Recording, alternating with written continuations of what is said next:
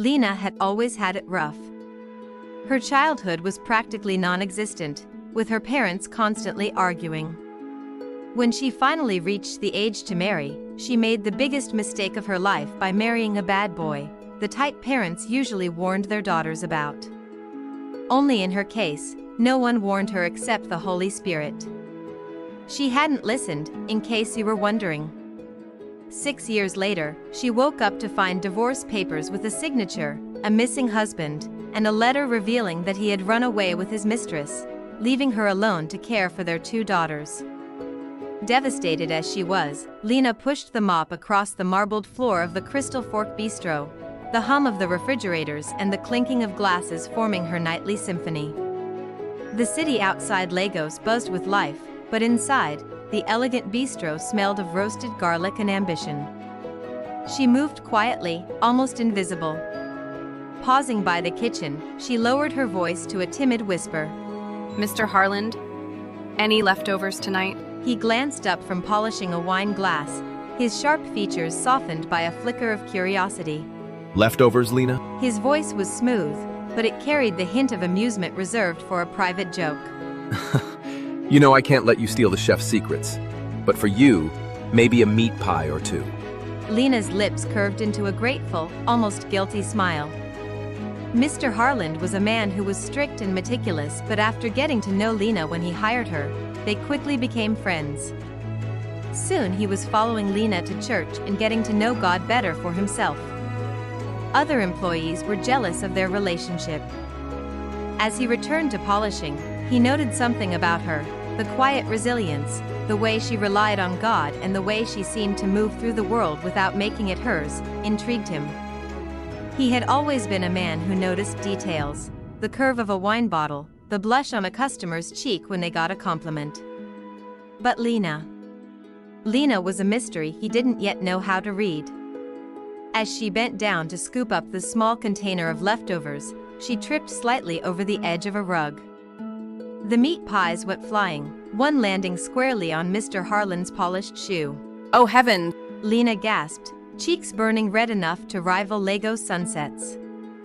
He looked down at the squashed pastry, then back at her flustered face, and let out a low, unexpected chuckle.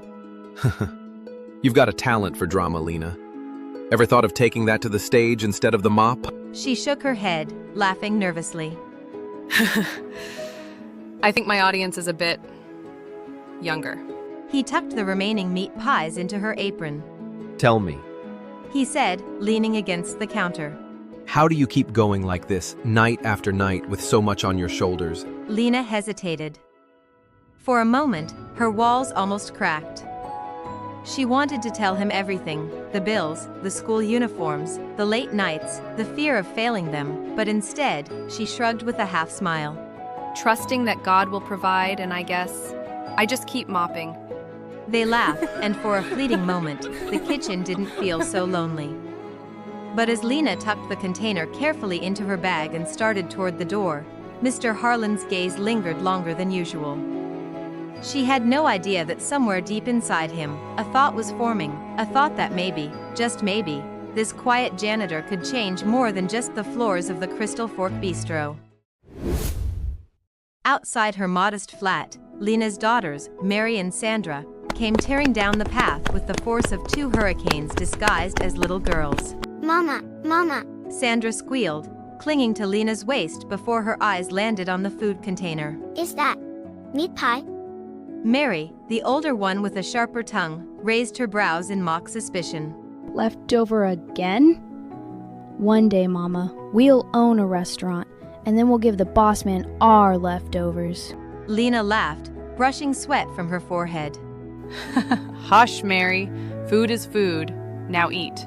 She set the container down on the wobbly wooden table outside, and the girls dug in like royal guests at a palace banquet. Lena sat back, smiling with that quiet warmth that always seemed to make hunger less sharp and the night less heavy. But tonight, something was different. She wasn't alone. Across the narrow street, standing half-shadowed by the dim glow of a street lamp, was Mr. Harland. He'd followed, though even he couldn't quite explain why. Maybe curiosity. maybe restlessness. Or maybe it was that smile, the one he now watched unfold like sunlight across her tired face. He shoved his hands into his pockets, telling himself he was ridiculous. A successful restaurateur, lurking like some undercover agent of love? He ought to be ashamed. Yet he stayed, rooted there, heart tugging in a way it hadn't in years. When Mary snatched the last piece of meat pie from Sandra's hand and bolted, Sandra's wail cracked through the night. Lena sighed, catching Mary by the collar and restoring peace with the diplomacy of a world leader. Eat slowly. This food has to last. The girls giggled, and Lena just shook her head, her eyes soft and proud. Something inside Harlan shifted. He had spent years chasing investors, perfecting menus, and balancing books. He thought success meant quiet nights in empty apartments with expensive wine and no one to share it with. Yet here she was mopping floors by night, raising 2 whirlwinds by day, and she radiated a strength he couldn't buy or bottle. That night, Harlan lay in bed staring at the ceiling, tossing aside his silk sheets like they were made of sandpaper. Sleep would not come. Every time he closed his eyes, he saw her, Lena's tired smile, the way she gave without keeping, the way her daughter's laughter seemed to rebuild her soul right before his eyes. He pressed his palms against his face and groaned. What is this, Harland? You're losing it. Falling for your janitor? Next thing you know, you'll be sweeping floors to impress her. But the truth dug its claws in. He admired her. He wanted to protect her, yes, but more than that, he wanted her to look at him the way she looked at her children, as if he was enough, as if he mattered. Somewhere between frustration and longing, a spark had caught fire. And Harland, who prided himself on control, suddenly realized he was standing at the edge of something tender, terrifying, and impossible to ignore. The following week at the Crystal Fork Bistro, something unusual happened. Every employee walked into payday with eyes wide as saucers. Eh? My salary doubled? Shouted Brian, the dishwasher, nearly fainting into a stack of plates. Did the boss win the lottery? Asked Miriam, the hostess, already plotting how to buy a new wig. Mr. Harlan said nothing, only smiled faintly as if he'd just solved world hunger with a signature on a paper. His gaze, however, drifted, always, to the quiet figure of Lena pushing her mop, unaware that she was the root of this sudden generosity. And then came the little gestures. A sticky note tucked beside her mop bucket. Even heroes need rest. Don't forget to sit. A flask of warm jollof rice left in the break room with her name scribbled on the lid. A fresh pair of gloves appearing in her locker when her old ones wore thin. To the staff, it looked like nothing more than the boss finally being human. To Lena, it felt like God was finally blessing her. She never confronted him about it, but each gesture carved a space inside her, both warming and terrifying her heart. Finally, one quiet evening after closing, Harlan called out. Lena, can you step into my office? Her heart stuttered. Had she done something wrong? She wiped her hands nervously on her apron, leaving faint streaks of soap as she followed him. Inside, the office was tidy but lived in, neat files stacked to the side, a half-finished espresso on the desk, and a faint trace of cologne that seemed far too serious for a conversation about mop duty. Harlan gestured for her to sit, his face unusually gentle. Lena, I need to tell you something. She perched on the edge of the chair, hands clasped so tight her knuckles whitened. She cleared her throat. Yes, sir? He exhaled slowly, as though measuring each word. The truth is, I followed you home the other night. Her eyes widened, heat rushing to her cheeks. You what? I know. He said quickly, raising his hands in surrender. It sounds terrible, like some stalker in a Nollywood drama, but I swear, Lena, I needed to see, to understand. His voice softened. And I did. I saw how hard you work, how you give everything to those girls of yours and keep nothing for yourself. For a moment, silence pressed between them. I don't care about anything else. Just that they eat. Just that they survive. Harlan leaned forward, his eyes locking with hers, steady and unflinching. It makes you extraordinary. Most people chase comfort, wealth, power. You chase sacrifice.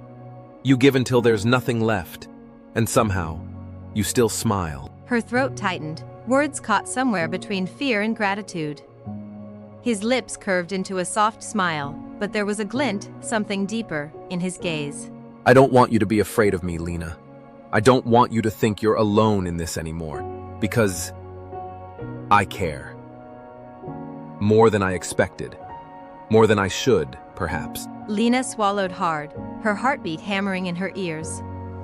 She didn't know what scared her more, the confession itself, or the quiet truth that part of her wanted to believe him. The following morning, Lena came to work expecting another long night with her mop and bucket. Instead, Harlan stood in the center of the dining hall like some benevolent king about to make a royal decree. Lena, you're no longer the janitor. Her brow furrowed. Sir? Did I get fired? No, promoted. You'll now oversee operations, staff schedules, supplies, even customer care. Less scrubbing, more supervising. Lena's jaw dropped. Supervising? Me? But sir, I can barely supervise my daughter's bedtime. He countered with a grin. But you do have a degree in business administration. If you can manage 2 whirlwinds under one roof, you can handle a restaurant. Believe me, customers complain less than children, most of the time. The staff clapped politely, some whispering and smirking. Lena stood frozen, still clutching her mop like a sword. But before she could protest further, Harlan added casually. Oh, and there's a small apartment waiting for you and the girls. Safer, closer, better. For a long moment, she thought she hadn't heard him right. Apartment? For us? Yes, you deserve it. Your daughters deserve it. Her hands trembled as she pressed them against her apron. Gratitude swelled in her chest, tangled with something warmer, more dangerous. For the first time in years, she felt like someone had seen her, not as the janitor, not as the struggling mother, but as Lena. The move happened quickly. The apartment was small but painted in soft colors, already furnished with working lights that didn't flicker. Mary immediately claimed the corner near the window for her future study desk while Sandra bounced on the bed shouting. We're rich now. Lena only laughed, though her eyes welled with tears. Relief wrapped around her like a blanket, but beneath it was something else, hope. Of course, Harlan just happened to stop by. How's everything? He asked one evening, standing a little too comfortably in her doorway. Water running fine? No leaky taps? The water is perfect. Lena said, trying not to notice the way his gaze softened every time she smiled. And the girls? Adjusting well? They've never been happier. She hesitated, then added with quiet honesty. Neither have I. His heart thudded at her words. He lingered, longer than necessary, looking around the room as if to justify his presence. Mary eyed him suspiciously from the table, whispering loudly to her sister. Is boss man always here? He likes Mama, Abby. Sandra giggled, stuffing her mouth with rice. If he gives us more meat pie, I like him too. Lena shot them both a sharp look, cheeks burning, but Harlan only laughed. Smart girls. They see what adults pretend not to. That night, after his departure, Lena sat quietly by the window. Her heart fluttered with a mix of fear and sweetness. She had trusted no man since her daughter's father left, but Harlan's presence was different, gentle, patient, full of respect she wasn't used to receiving. And whether she admitted it or not, something delicate was forming. The aroma of sizzling peppers and onions filled the little apartment as Lena stirred the pot, humming softly. Mary was setting the table with exaggerated flair, placing each spoon like it was part of a royal banquet, while Sandra bounced around chanting. Dinner, dinner, dinner. A knock came at the door. Lena frowned, wiping her hands on her apron. When she opened it, she froze. There stood Mr. Harlan, suit jacket casually draped over his arm, a bouquet of fresh lilies in his hand, and a smile softer than she'd ever seen on him. For you. He said simply, holding the flowers out. Lena blinked, stammering. Flowers? For me? Are you sure you didn't take a wrong turn to a wedding ceremony? He chuckled, stepping inside. No wrong turn. I just thought maybe you should take tonight off from all of this. Let me bring something instead. He lifted the grocery bag he's been holding, as if to prove his statement. You and the girls deserve your first peaceful dinner here to be special. Her heart gave a wild, unexpected skip. For a moment, she couldn't speak. Mary crossed her arms, eyes narrowed like a tiny detective. Flowers, food, boss man, what exactly are your intentions with our mother? Sandra gasped dramatically. Maybe he wants to marry her. Children. Lena nearly dropped the ladle, her cheeks burning. But Harland only laughed, kneeling so he was eye level with them. My intentions are to make sure your mother never has to fight alone again. And to maybe win a smile or two from her along the way. He said, his tone half serious, half playful. The girls giggled, satisfied with his answer, and scampered off to inspect the grocery bag. Lena's eyes softened as she looked at him, her hands trembling slightly. You didn't have to do this. I know, but I wanted to. He replied, his gaze steady. For a moment, the world fell away, the noise of the city, the years of struggle, the fear of trusting again. There was only the quiet promise in his eyes, the warmth of his presence, and the undeniable truth that what began as compassion had grown into something neither of them could deny anymore. That night, as they all sat around the small wooden table, laughter mixing with the clatter of plates, Lena caught Harlan's gaze across the room. This time, she didn't look away. Something unspoken passed between them, something steady and certain. And though no words were spoken, everyone at that table, yes, even little Sandra with rice on her chin, knew as a matter of fact that Lena and Mr. Harland had stepped into something real. Something that God may have in store for them.